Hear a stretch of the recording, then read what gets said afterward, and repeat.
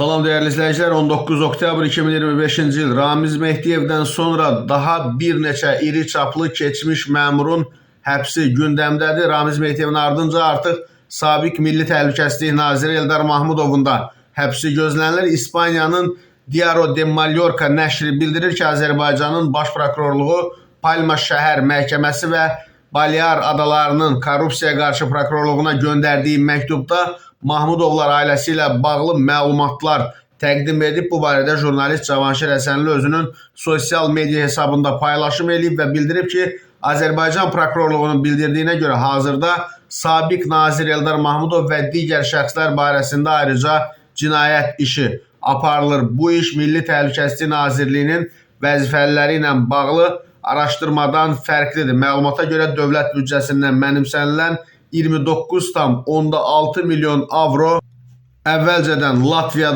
Latviyadakı banka köçürülüb dəyərli izləyicilər və hesab Dominikan Respublikasında qeydiyyatdan keçmiş deməli offshore şirkətə məxsus olub. Şirkətin sahibi Sahib Əlioğlu Ağayev Eldar Mahmudovun yaxın adamı hesab olunur. 2014-15-ci illərdə həmin hesabdan vəsait Anar Mahmudovun nəzarətində olan digər offshore şirkətlərin hesablarına köçürülüb. Sahib Ağayev 2018-ci ildə Bakı Ağır Cinayətlər Məhkəməsində korrupsiya ittihamı ilə mühakimə olunub və 20-ci ilin iyunun 16-sında məhkum edilib. Eldar Mahmudovun digər qohumu və yaxın əməkdaşı da 10 milyondan çox manat vəsaitin mənimsənilməsində ittiham edilərək digər nazirlik əməkdaşları ilə birgə cəzalandırılıb. Azərbaycan prokurorluğu qeyd edir ki, Anar Mahmudovun əldə etdiyi 29,6 milyon avro sonradan onun və yaxın ailə üzvlərinin İspaniya, Lüksemburq, İsveçrə və digər ölkələrdəki hesablarına köçürülüb. Bu pullar daşınar və daşınmaz əmlakların